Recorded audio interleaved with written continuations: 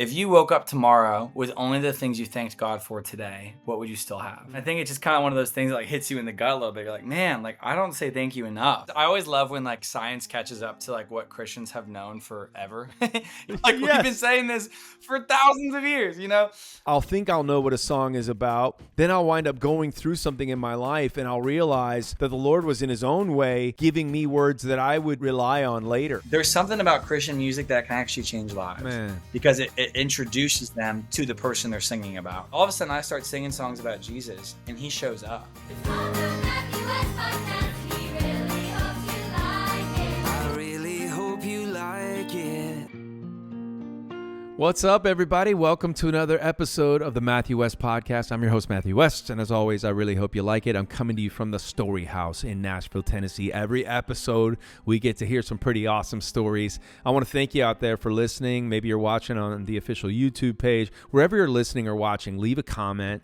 I want you to, can I just ask you to subscribe to the podcast so that way you'll never miss an episode. And most importantly, if there's an episode that moves you or inspires you or teaches you something, share it with somebody else, all right? Help us get the story out about the Matthew West Podcast. I'm so thankful for all of you. I love doing this show week in and week out. And I selfishly, I love it because I get to hear some pretty powerful testimonies. And you're going to hear a great story today from an amazing artist who I've become a fan of. So I wanted him to be on the podcast. But before we get to that, I got one word for you: Alaska. That's right. We just announced that I'm going to Alaska.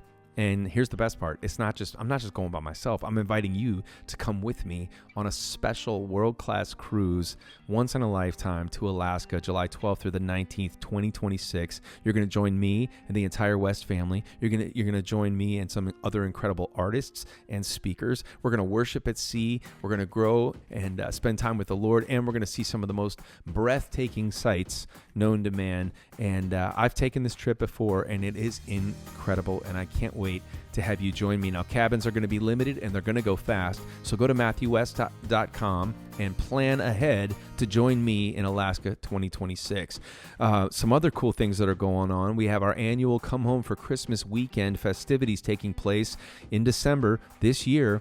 Nashville, Tennessee, Franklin, Tennessee. We're going to do a special Christmas concert, Christmas dinners, Christmas tree lighting. It is a magical time in Franklin, Tennessee, and you come and hang out with me and the West family. It's going to be special. We have people that come year in and year out, and I want to extend the invite to you as well. So if you're looking for an early Christmas gift or a family getaway, a lot of people come, they're celebrating their anniversary or a special occasion. Come and hang out with me at Christmas time in Franklin, Tennessee. Again, the info for that is at MatthewWest.com. Now, that's a very intimate. The cruise is opened up to more people. The weekend in Franklin, a much smaller group, so there's very limited passes still available.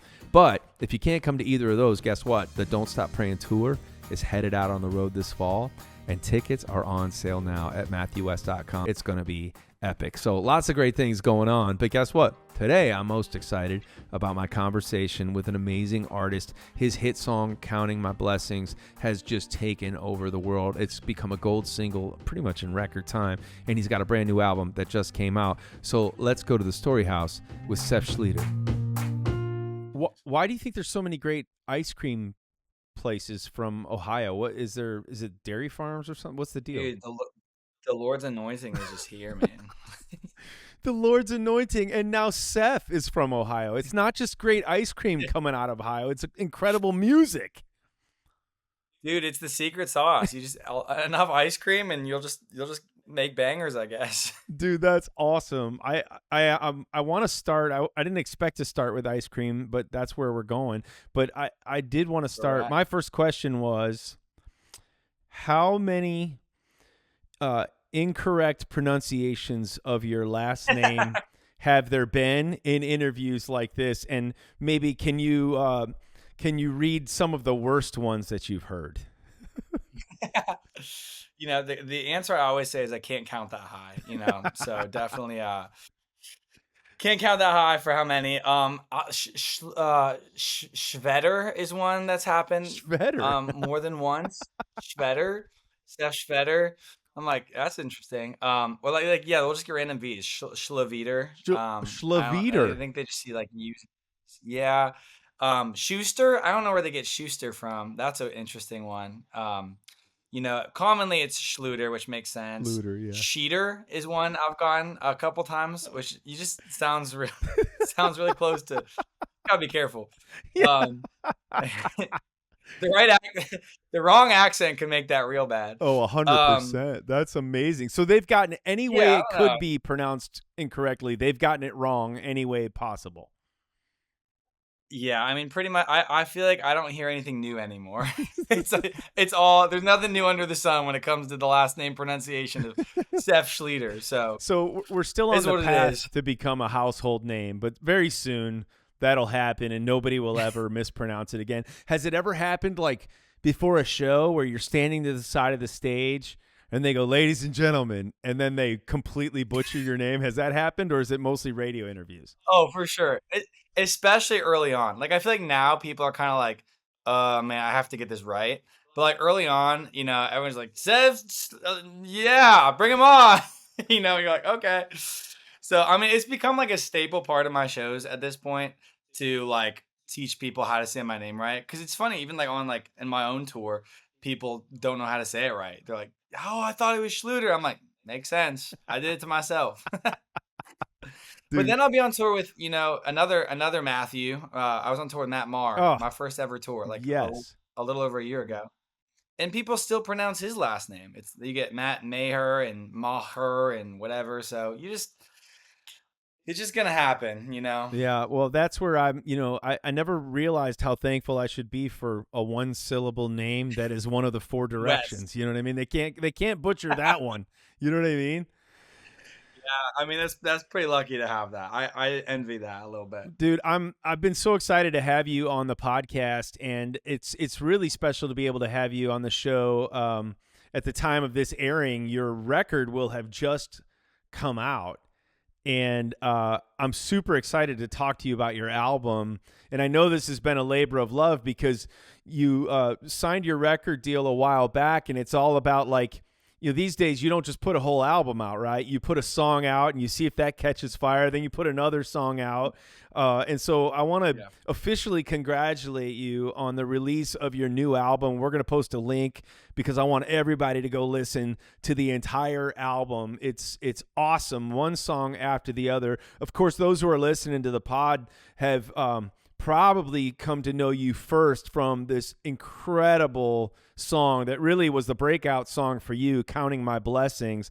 That was your first kind of offering into the world officially through Provident Label Group, right? It was, yeah, and it was so crazy. Like, I mean, the music world's so interesting because most people really don't know anything about it.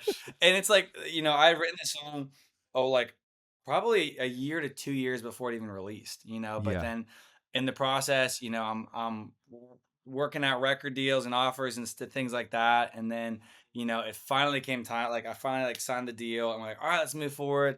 And then you also know like timelines for things shift around like that sometimes. And so it's like we're supposed to be out in the fall, and then all of a sudden they're like, "Oh man, we're gonna release it in like we need everything turned in like 2 weeks." And like it's like, oh my goodness. And so like even like things from like the cover of it, the design, that was like such, it's just like these tally marks. It was like a last minute thing because we didn't have time for me to fly into Nashville and like do an actual like photo shoot and what, like just so many funny things that happen like last minute. And then it's just like, this is what it is. And it's just so cool to see like the Lord use all of our little messes and make something cool come from it. Oh man, it's unbelievable song. It's already gone gold. And what was it like though I don't think a lot of people realize that before that song really became an impact song in the US, your song had a really interesting trajectory in that it first broke in Brazil, if I'm not mistaken, right? Mm-hmm. Yeah. So it was wild. The song went, it released and it did well, for like a brand new artist.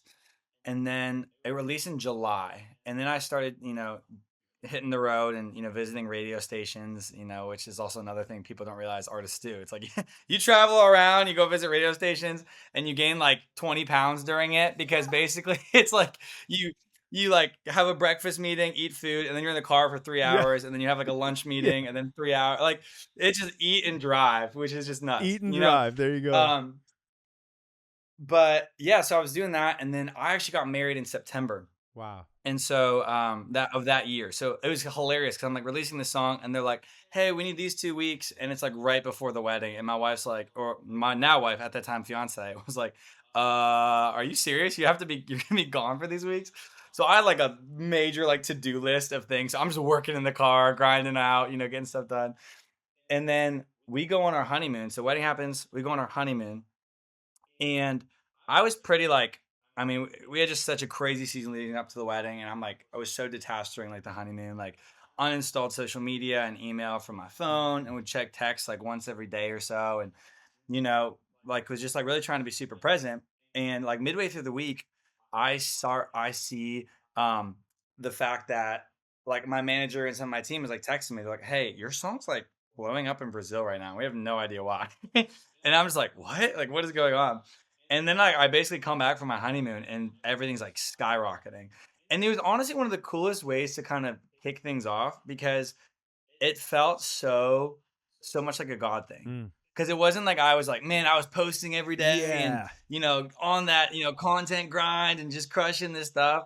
It was like, man, at the period where I was doing the least amount of things, like that's when it like took off. And I think that's just like like a cool, humbling way to start it off. Like it felt like Exodus and, when God tells Moses, like, hey, you guys, all you have to do is be still. I'm going to take care of this. Mm. And I felt like it was just a cool start to it where I'm like, man, I can't even take credit because there was nothing like I was literally doing nothing. I was relaxing. So now I keep trying to tell the label, I'm like, hey, you want to pay for another honeymoon? And maybe the next song will blow up while I'm on another honeymoon. Like it'll Yes. be great. That's awesome. I love that. So is counting my blessings. One of the blessings you were counting was thank you, Lord, for a wife and for a best friend to walk Yeah. through life with. That's incredible. I love that story. Yeah. It was so fun. It was so cool because everything kind of lined up. Like my my marriage and then my like career like had so many like weird milestones that like lined up together. It was like, I signed my deal with the label like a month after I got engaged, less than a month after I got My engaged. goodness. Actually, right before I got engaged, I think. And then released my first song right around the time I got married. And then like all sorts of like crazy fun things happening like simultaneously, which was just really, really cool. Yeah, you're literally counting your blessings as that song is going out. That's incredible. I love Yeah. that song so much. I love seeing how people use it on social media as well, and it's like putting people in this mindset of gratitude. And like we tend to focus so much on what's going wrong in our lives, and just to have a song that's just pointing us all back to go, no, wait, look around and start counting those blessings. And then that infinity sign and that reminder that you start counting and you're going to be counting for a long time because that's how good God is. Yeah. Yeah, and I think that was like, the goal. I think so often it's easy for us to like good things happen to us and we actually just take it for granted and move on to the next thing. Yeah. I'm guilty of that all the time, where it's like, man, great thing happened. I'm like, oh, that's so cool, but like what's next? Yeah. Or like bad things happen and we forget to like Yeah. thank the Lord in those moments too. And I remember hearing someone say once and it challenged me so much. They're like, hey, if you woke up tomorrow with only the things you thanked God for today, what would you still have? Mm. And I think it's just kind of one of those things that like hits you in the gut a little bit. You're like, man, like I don't say thank you enough, but I'm always asking. I'm always like, Yeah. God, can you do this? God, can we do this? Like whatever. And so I think it is just such a cool reminder because, gratitude is I always love when like science catches up to like what Christians have known forever. It's like, man, like all of a sudden, like all these studies, like gratitude, is great for you. Do it every day. It helps your physical health, your mental health, this. Yeah. And Christians are like, duh. Like we've been Yes. saying this for thousands of years, But it's so cool, like that whole idea of like gratitude, how impactful even just making it a habit in your life is, And I saw somewhere too, like how the parts of your brain that you like are thankful and then anxious can't like be on at the same time. Like they like cancel each other out. And so it's like actually when you begin to give thanks, it actually helps the rest of like all the worries and anxiety like slowly fade away, which is why Paul's like, right? He says, don't be anxious about anything, but Yeah. in everything, with prayer and supplication, like give thanks, Yeah. And I think that's just such a cool reminder to always give thanks in all things. Yeah, and you've given such a powerful musical soundtrack to that sentiment that's helping so many people. I wonder if you've experienced, even with your first few songs and now your first album that you put out, what I feel like I've experienced a lot of times in my life is I'll write a song and it might be inspired by true life, and my experiences. But then quickly, my focus is I'm writing this to help somebody or to speak into somebody else's life. And a lot of times I'll feel like a holy tap on the shoulder while I'm singing the song and go, wait a minute, this song is for the singer too. Or I'll think I'll know what a song is about. Then I'll wind up going through something in my life and I'll realize that the Lord was in his own way giving me words that I would come to rely on later and I would come to really need later. Yeah. Has that experience happened to you? I know you've only put out a handful of songs now, but have you seen God work in your own life as the singer of the song, as the carrier of the song, where all of a sudden you start realizing, no, God carried this song to me because he knew I would need it too? Yeah. I mean, counting is definitely one of those because, I feel like every time I go on stage and sing it, like there's something new in my life I'm grateful for. Or even just being able to play it live in front of people and have them, sing it and worship with it is just so special. But the song that stands out to me, there's a song on the album called This Side of Heaven. And I wrote it with some friends, and one of them was going through like a really tough time. And we just started like talking about it. Like, you go into these rites and, you start sharing life and someone starts sharing about just these difficulty. And, for me, I was really like, I had this high idea for this song just about, on that side of heaven, we're going to be able to worship with, no tears and no pain and no fear, no doubt. But like on this side of heaven, we can give a gift that we can't on that side. And that's worshiping, you know, when we don't feel it and Wow. when it's hard and when it's Yeah. painful. And like, I don't want to waste that because one day I'm never going to be able to give that again. And so Wow. the song that came from that perspective, which was so special and it was like really meaningful. But then it kind of like fell under the radar as like songs do. You write a song and then sometimes, like life happens and you don't really think about it. And then back last August, my wife and I went through just a really hard time where we lost our baby in the womb. She was 20 weeks old, and we went in for a 20-week checkup, and there was no heartbeat. And Wow. it was just the most difficult, painful experience. And you just get hit in the gut with like, man, God, like where are you in this? And how is this real? And prayed for a miracle before our next checkup and didn't get the miracle we were hoping for. And it's like, man, I'm going on stage and singing all about blessings and how good Ooh. God is. And then all of a sudden I get hit with this, like our little baby, like our baby girl who we were so excited for. And, 20 weeks and all of a sudden she's gone and we have to go through labor and delivery. Like it just, all the whole stuff was just so hard. And this song like came up in that season. Like I don't remember where I was, but I just remember the lyrics to it. I hadn't thought about it in months. And the lyrics to this song, all about offering God a gift of our praise when we don't feel like it, Ooh. like came up in my mind. And it became just this lifeline for me in that season of like, man, I did not, this wasn't why I wrote the song. Like I wrote it like a year ago and it had nothing to do with this, but all of a sudden it takes on a whole new meaning in this season. And it's just amazing how intentional the Lord is, because he knew a year from now I would need that song, and he helped me write it, a year prior, so that I could have it um, to really remind myself like what I needed to hear in that season. Man, have you performed that song live? Is that a song that winds up in your set, or is that one where people will hear it only when they listen to the record? I'm just curious. Yeah, I've done it live. I remember it was one of the first. I think no, it was the first show after I came back because I like, took a month off. Canceled whatever events that I had, and was just home with my wife and just grappling with the grief. And when I went back, I like, for me, just you wrestle with the Lord because you're like, man, like this is so hard. I don't want to go back. Like Yeah. I'm still processing things. Like how am I supposed to go up there and do all this? Like God, I need your help. And I just remember like just being reminded that like he's gonna turn this for good. Like he's gonna use this and impact people for his glory. And I just felt so like called to like share the story, and like because I don't. I mean, you're the same way. Like when you go on stage, like it's not just like a performance. It's Yeah. not just like you're sharing your heart, you're sharing your Right. life, you're sharing, you know, who you are with Yeah. people. And I'm Yeah. like, this is such a real, raw part of my heart right now. But like I can't not share it because I would feel like I wasn't being authentic to who I was in that moment. And so I played it for like the first time, and at that point it wasn't supposed to be on the album, wasn't anything. Um, and I just like I remember playing it and just sharing the story, and I started playing it throughout most of my sets, and that Like it was crazy how many people came up after the show, and the song that they wanted to talk about the most wasn't Counting My Blessings. It was that one. Yeah. Because everybody had their own experience of grief or loss or heartbreak. And we're just like, man, I'm so grateful because that you're like you shared that, because Yeah. I felt alone in this, or I felt like nobody's talked about this, or I felt, like like what you said just reframed my perspective about it. And so it was just really cool to like to see how people were resonating with it in a live setting. And I think that's one of the reasons I was so excited to put it on the album, because I felt like people, it was a song that I felt like people needed to hear, because um it is a song kind of a little bit about grief, but how you can still praise the Lord in the midst of it. Yeah, and then a song takes on even deeper meaning for you as you go through your own life.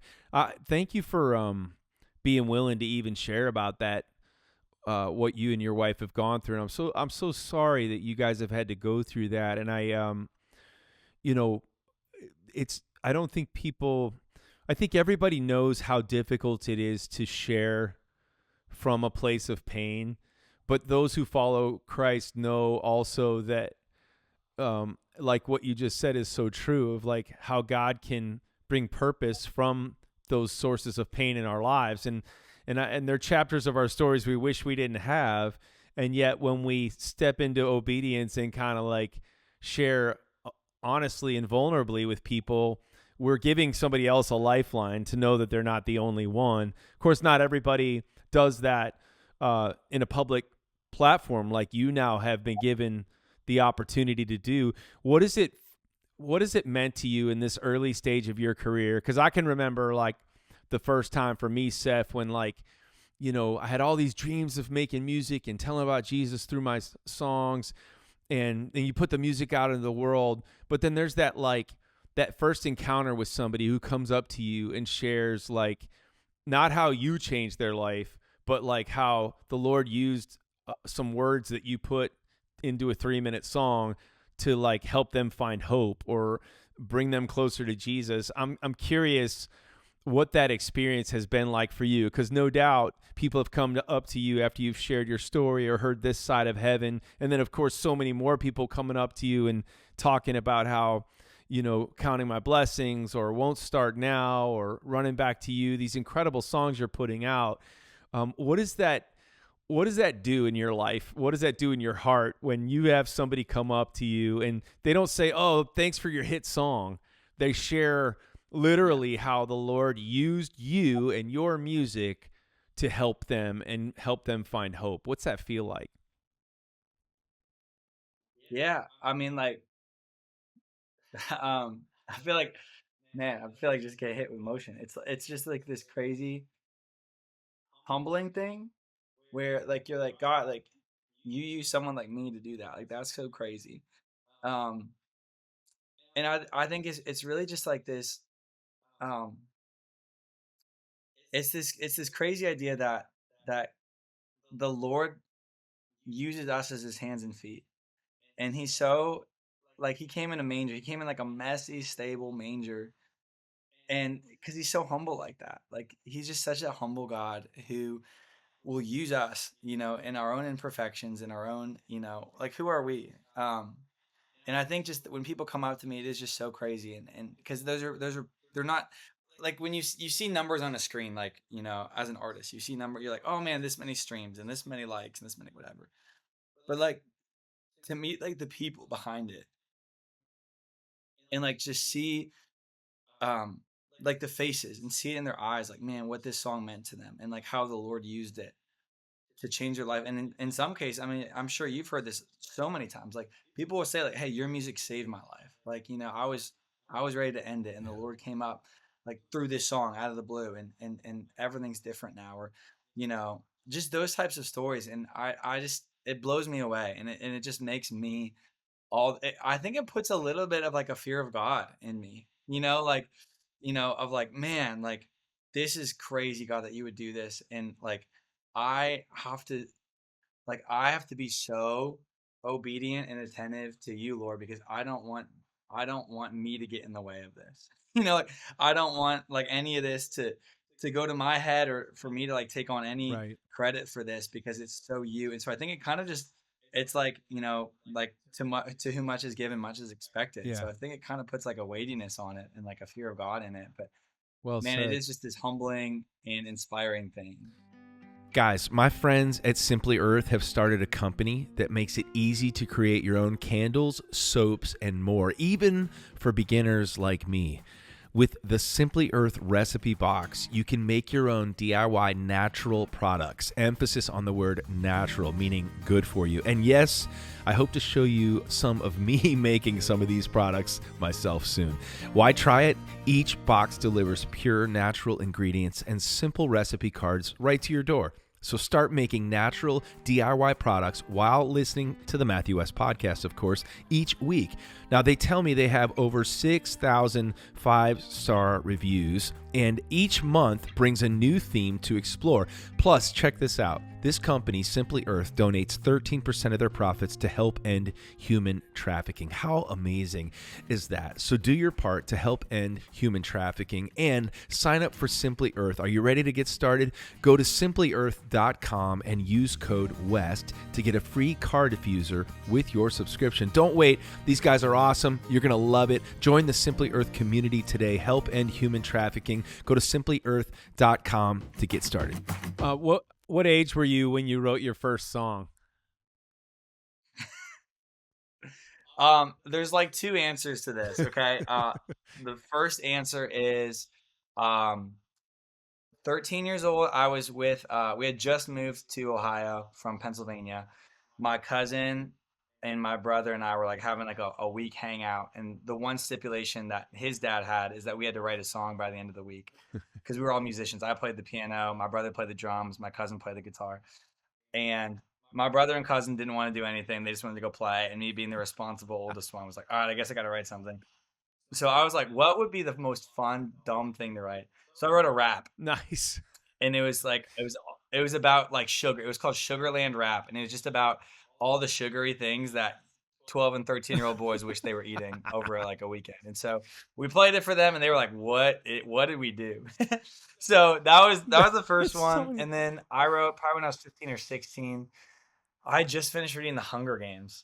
And I didn't even, to be honest, I didn't even like it that much. Yeah. Like I'm not like a huge Hunger Games fan, but like the ending of it would like I just got this song idea from the end of the book. And the third Hunger Games movie like was in production. And I was like, man, if I write this song and then I send it into them and then they'll use it for the movie and then it'll be my big break and then this is gonna be great. And so I wrote a song about the Hunger Games, and that was like my first like legit song that I wrote. Nice. And didn't do anything with it, obviously. But yeah, it's funny. When I was like, that was like the first like real song I wrote, which is hilarious. Well, I think I can speak for all of us when I say you made the right decision not to call your debut album Sugarland Rap. That's you made a good call there. maybe you pitch it to Toby Mac and you guys can do a collab or something. Yeah, we can do something fun. Who did you grow up like musical influences? Like, were you most inspired by? I heard a really cool story about how like Phil Wickham actually sent you a message early on, encouraging you with your music. But like, were you growing up listening to Christian artists like Phil Wickham and worship artists, or what helped fuel you musically, creatively, and message wise? Yeah, I think there's kind of two eras. So, like the first, we were all homeschooled. I'm one of six. We were all homeschooled, and like sheltered homeschool kids. And so like we like never listened to like anything that wasn't Christian unless like mom was gone, and then sometimes dad would turn on like Bon Jovi or something like that. I love classic rock. So most of it was very like Christian. So Matt Maher was like a big one. Yeah. Small One, big one. Third Day, Yeah. big. Wow hits, like anything Wow hits. Oh, We love like the Wow hits. That was a big deal, the Wow you know, hits. Oh, dude, I love those.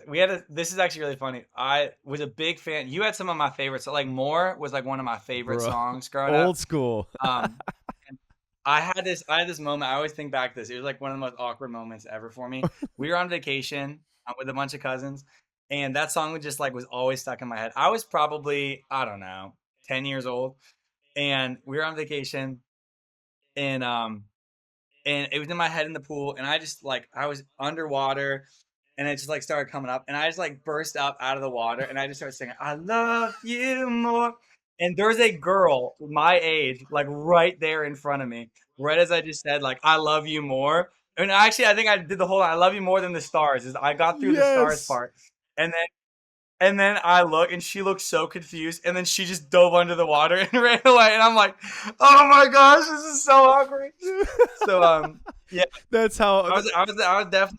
that's how a What was homeschool that? kid pronounces his love or announces his love for a girl. Oh man, it was crazy. I'm like, "I'll sing you a Christian song. Come on, girl." Um, Dude. so yeah, I feel like definitely grew up listening to Christian artists, and then like in high school is when I kind of started, like expanding beyond just the Christian people. So Yeah. like big Ed Sheeran fan, Yeah. Adele fan, Mumford and Sons. Yeah. Kind of just like pop, but like not the Justin Bieber kind of pop. Yeah, Like yeah, yeah. a little more kind of folk pop, ballad kind of stuff like Well, that. that So all makes sense because that all comes through in your music. I know every artist has a decision to make, like, and every Christian artist had a decision to make, like, when they started to make music. Am I gonna be a mainstream artist? Am I just gonna, kind of have more nondescript lyrics? And there's a lot of amazing Christians whose music wouldn't be necessarily associated with the Christian music genre. You know what I mean? Country artists and different things like that. But so every artist kind of has a decision to make. I'm curious, like you mentioned, you grew up in a Christian home. What was behind, or what ultimately made you decide, okay, I know my calling is to make music. I know that's what I'm passionate about. But after my song doesn't get landed in the Hunger Games soundtrack, I'm gonna make music, and it's gonna be really bold in its message about the hope that I have in God and my faith.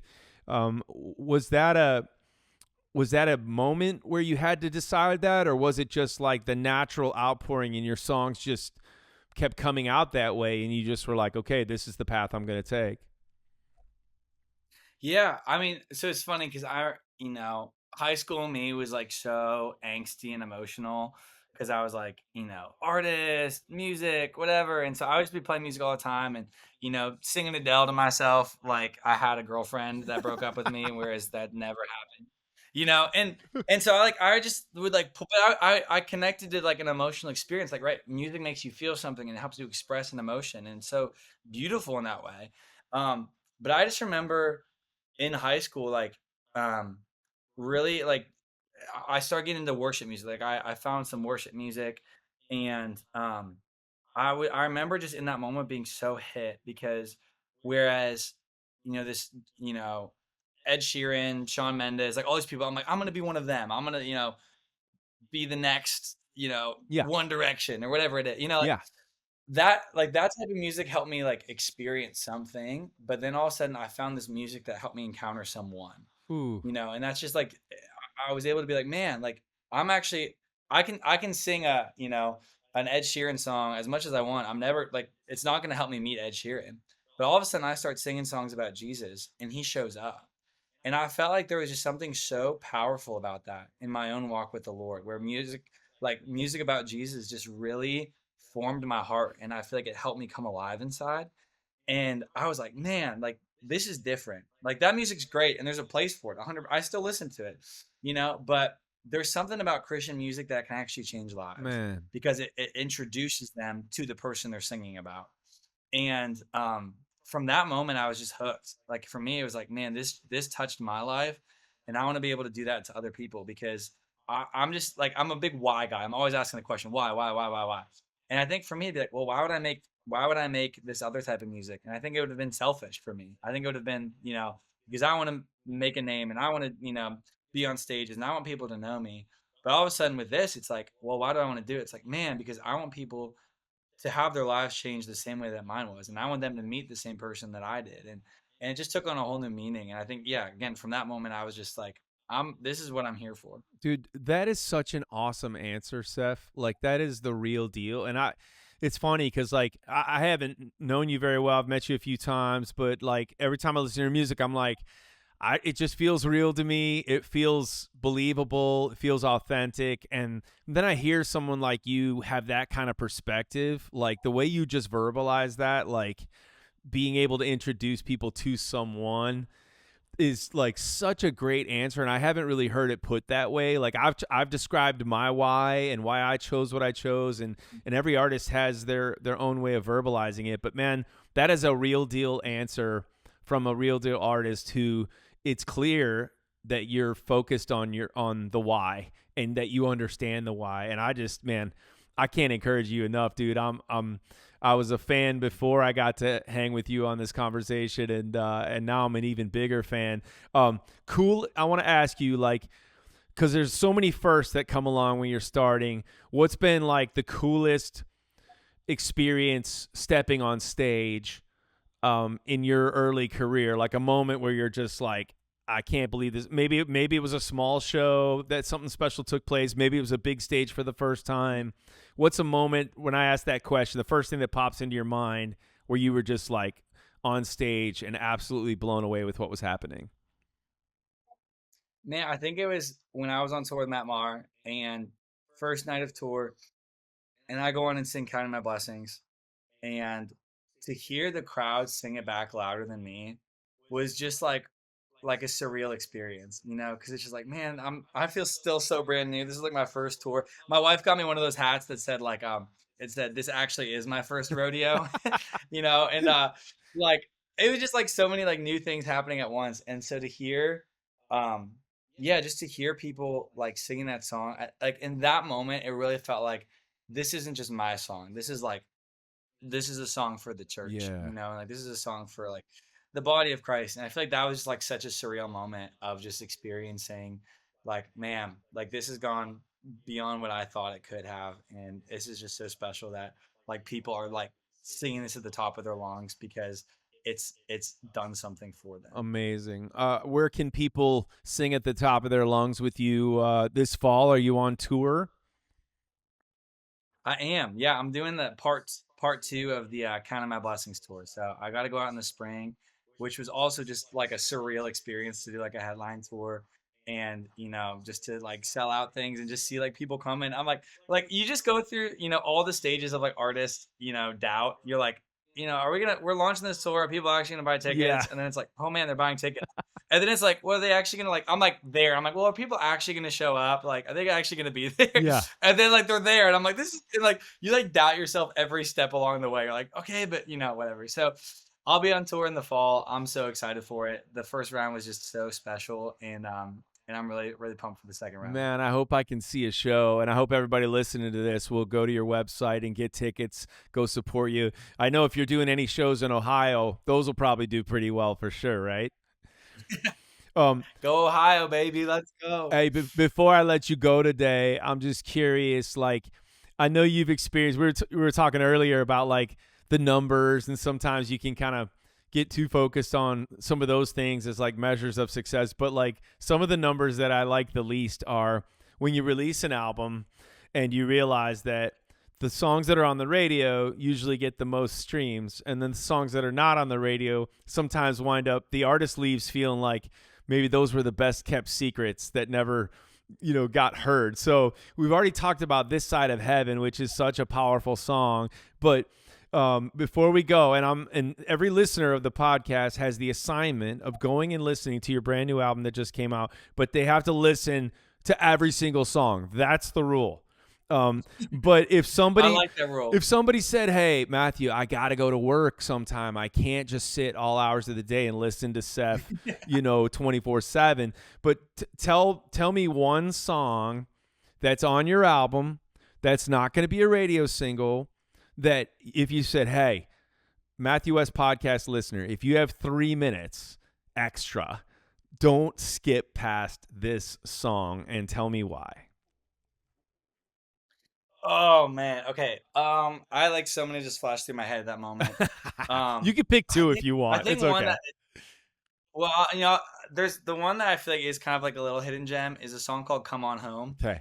and I feel like it's special to me because I wrote it I was just feeling like heaviness on my heart for people that I used to run with in high school. Like when I met the Lord, I just like started going like full steam ahead, and just had a whole community of people that were like really on fire for the Lord. And a lot of them have like stayed in that place, become missionaries, done awesome things. And then a number like have wandered off. And I remember just thinking like, what would I want those people, if those people are still by any chance following me and listening to my music, like what kind of song would I want to write for them? And that was like the song that came out. And I think that's why it's so special to me. 'Cause it's like, man, like for all of my former like friends that like we're following the Lord, like I hope you hear this and like just are reminded like, hey, you can come back home because like there's like everything you're searching for out there is actually still found in this place. Dude, that's awesome. Okay, so there's the assignment, everybody, and I'll go do it too. I'm gonna live. You're gonna get 20s of streams from this one mention of that song. It's gonna take it all the way. Let's go. I can't speak for Brazil. I'm not sure how big my audience is in Brazil, but you're the one with the audience in Brazil. Dude, Seph, Yeah. I can't thank you enough for being on the show today and for taking some time out of your busy ice cream eating schedule in Ohio, dude. Like, I hope we get to hang some more together in person. I hope we get to write a song someday. I just want you to be encouraged to know, like, man, the Lord's using you in a big way. You're encouraging the West family with your songs.